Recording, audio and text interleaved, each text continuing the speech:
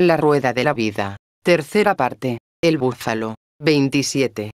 Vida después de la muerte. Estuve en la Rábida hasta 1973 ayudando a niños moribundos a hacer la transición entre la vida y la muerte.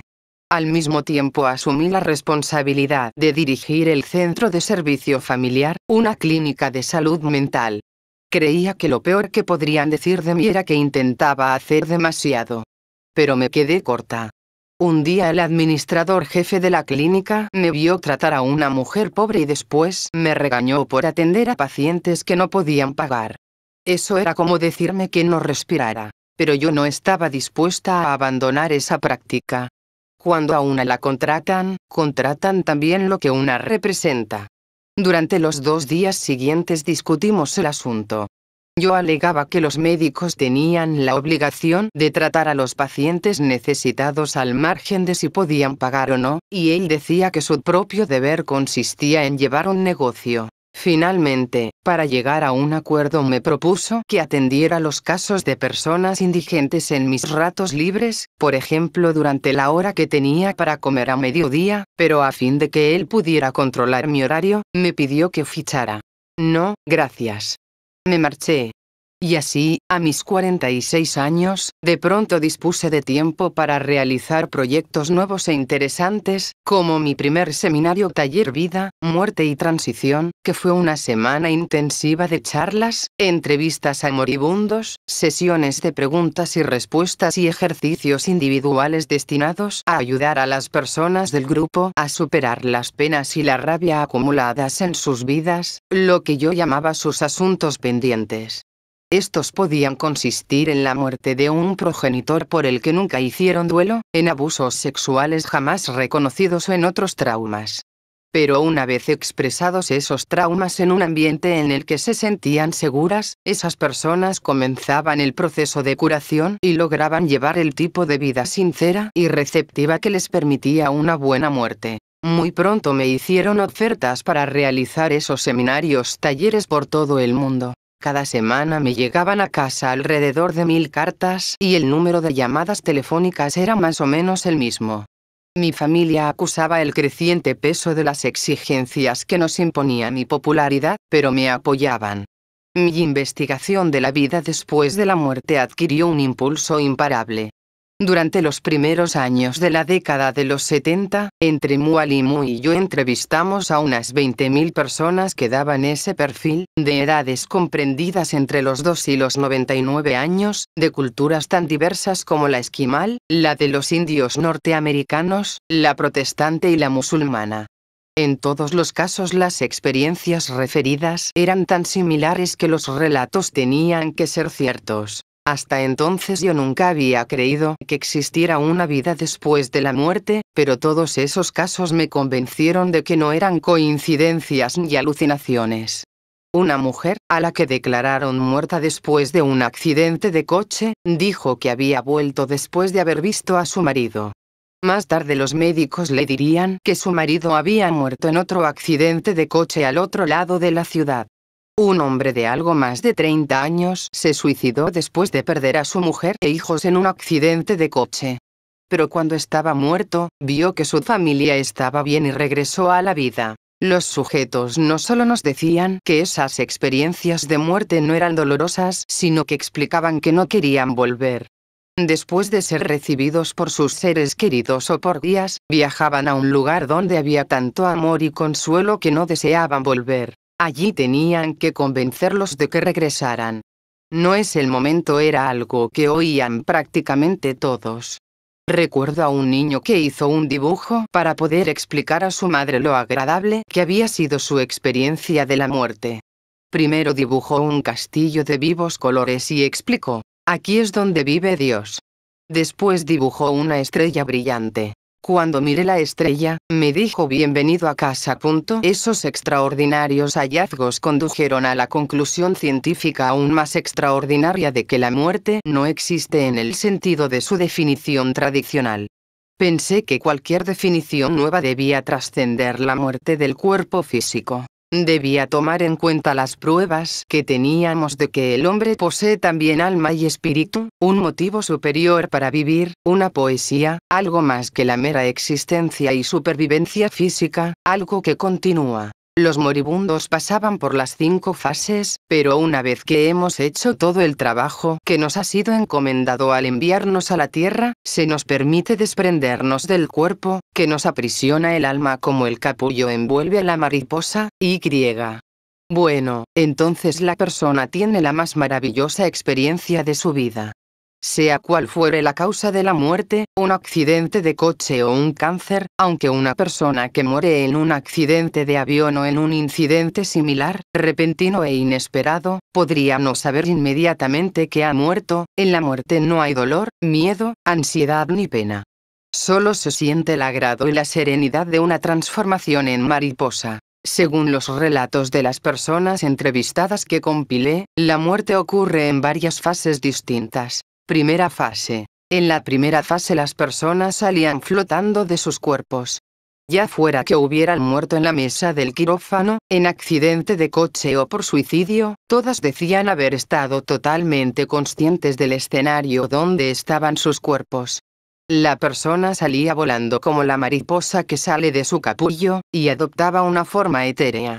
Sabía lo que estaba ocurriendo, oía las conversaciones de los demás, contaba el número de médicos que estaban intentando reanimarla, o veía los esfuerzos del equipo de rescate para sacarla de entre las partes comprimidas del coche. Un hombre dijo el número de matrícula del vehículo que chocó contra el suyo y después huyó.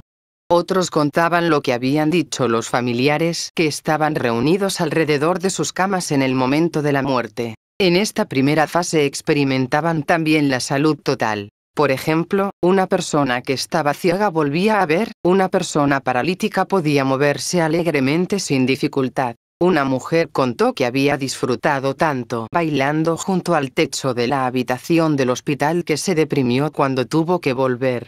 En realidad, de lo único de que se quejaban las personas con quienes hablé era de no haber continuado muertas. Segunda fase. Las personas que ya habían salido de sus cuerpos decían haberse encontrado en un estado después de la muerte que solo se puede definir como espíritu y energía. Las consolaba descubrir que ningún ser humano muere solo.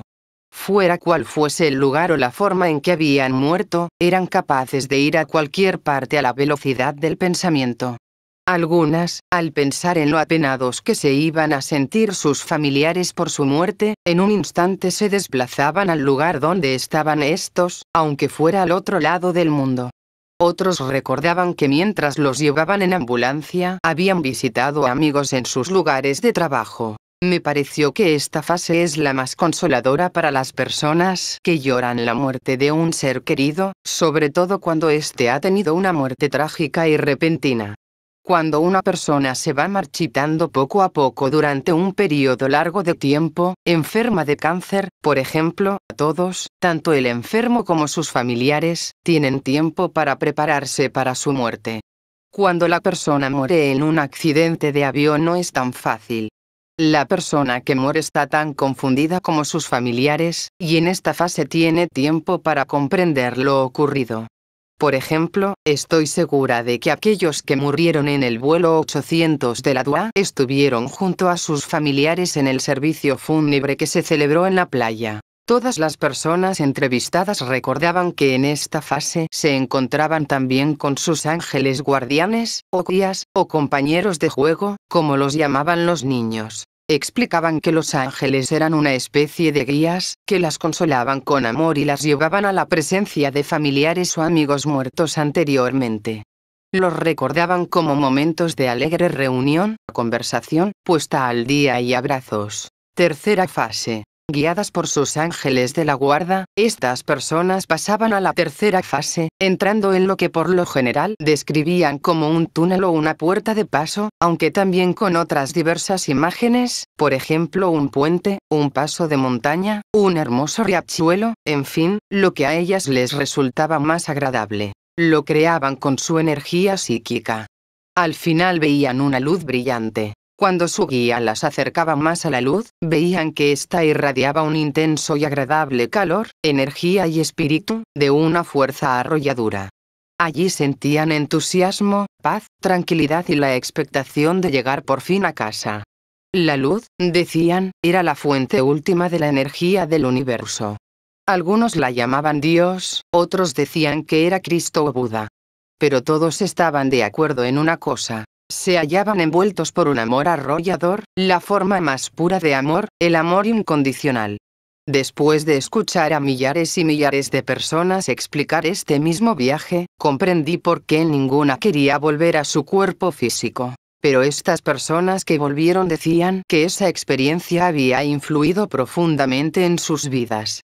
Algunas habían recibido un gran conocimiento, algunas habían vuelto con advertencias proféticas, otras con nuevas percepciones. Pero todas habían hecho el mismo descubrimiento. Ver la luz les había hecho comprender que solo hay una explicación del sentido de la vida, y esa es el amor. Cuarta fase. Según los relatos, en esta fase se encontraban en presencia de la Fuente Suprema. Algunos la llamaban Dios, otros decían que simplemente sabían que estaban rodeados por todo el conocimiento que existe, pasado, presente y futuro, un conocimiento sin juicios, solamente amoroso.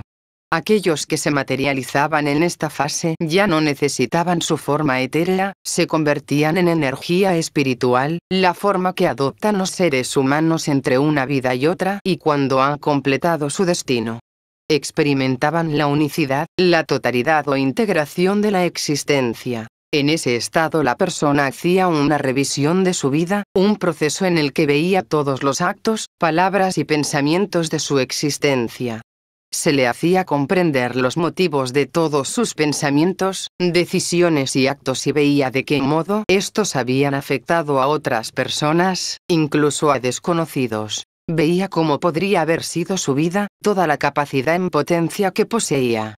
Se le hacía ver que las vidas de todas las personas están interrelacionadas, entrelazadas, que todo pensamiento o acto tiene repercusiones en todos los demás seres vivos del planeta, a modo de reacción en cadena. Mi interpretación fue que esto sería el cielo o el infierno, o tal vez ambos. El mayor regalo que hizo Dios al hombre es el libre albedrío. Pero esta libertad exige responsabilidad, la responsabilidad de elegir lo correcto, lo mejor, lo más considerado y respetuoso, de tomar decisiones que beneficien al mundo, que mejoren la humanidad. En esta fase se les preguntaba a las personas, ¿qué servicio has prestado? Esa era la pregunta más difícil de contestar. Les exigía repasar las elecciones y decisiones que habían tomado en la vida para ver si habían sido las mejores. Ahí descubrían si habían aprendido o no las lecciones que debían aprender, de las cuales la principal y definitiva es el amor incondicional. La conclusión básica que saqué de todo esto, y que no ha cambiado, es que todos los seres humanos, al margen de nuestra nacionalidad, riqueza o pobreza, tenemos necesidades, deseos y preocupaciones similares. En realidad, nunca he conocido a nadie cuya mayor necesidad no sea el amor. El verdadero amor incondicional. Este se puede encontrar en el matrimonio o en un simple acto de amabilidad hacia alguien que necesita ayuda. No hay forma de confundir el amor, se siente en el corazón. Es la fibra común de la vida, la llama que nos calienta el alma, que da energía a nuestro espíritu y da pasión a nuestra vida. Es nuestra conexión con Dios y con los demás. Toda persona pasa por dificultades en su vida. Algunas son grandes y otras no parecen tan importantes. Pero son las lecciones que hemos de aprender. Eso lo hacemos eligiendo. Yo digo que para llevar una buena vida y así tener una buena muerte, hemos de tomar nuestras decisiones teniendo por objetivo el amor incondicional y preguntándonos, ¿qué servicio voy a prestar con esto? Dios nos ha dado la libertad de elegir, la libertad de desarrollarnos, crecer y amar. La vida es una responsabilidad. Yo tuve que decidir si orientaba o no a una mujer moribunda que no podía pagar ese servicio. Tomé la decisión basándome en que lo que sentía en mi corazón era lo correcto, aunque me costara el puesto. Esa opción era la buena para mí. Habría otras opciones, la vida está llena de ellas. En definitiva, cada persona elige si sale de la dificultad aplastada o perfeccionada.